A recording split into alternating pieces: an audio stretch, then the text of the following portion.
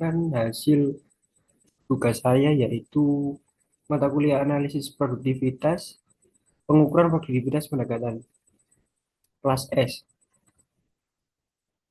Ya, di sini saya akan memperlihatkan rumus perhitungan prospek, rumus produktivitas.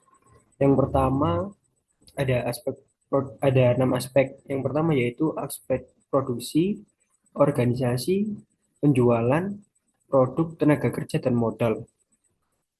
Dan berikut ada beberapa rumus yang bisa kita lakukan atau kita mengerjakan bisa menggunakan rumus tersebut.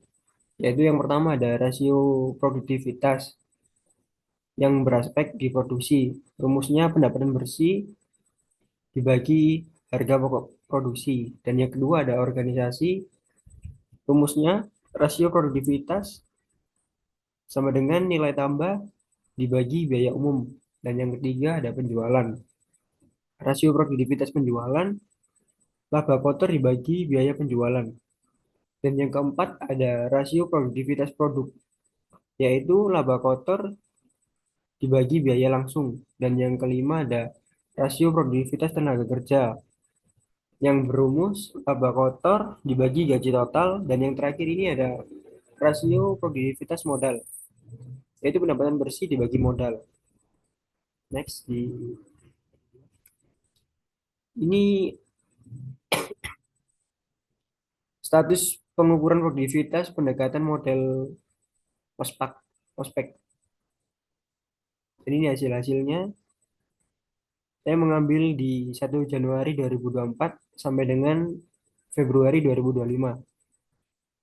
Dan berikut ada hasil pendapatan bersih produksi, harga pokok produksi, organisasi, nilai tambah, biaya umum, penjualan, laba kotor, biaya penjualan, produk ada laba kotor, biaya langsung, tenaga kerja ada laba kotor, gaji total, modal ada pendapatan bersih dan modal. Berikut yang saya tampilkan ini. Next, ada hasil rasio produktivitas organisasi di bulan Januari sampai bulan Februari 2025. Ada 62 juta, 45 sampai dengan 56 juta. Itu di nilai tambahnya, dan di biaya umumnya ada 16 juta sampai sama dengan 15 juta sebagai macam ya. Dan itu hasil rasio produktivitas yang sudah saya kerjakan di Microsoft Excel. Dan di sebelah kanan saya ini ada diagram hasilnya ya. Dan hasil analisanya yaitu analisa grafik rasio produktivitas organisasi tertinggi terletak pada bulan Juli, yaitu 6,25.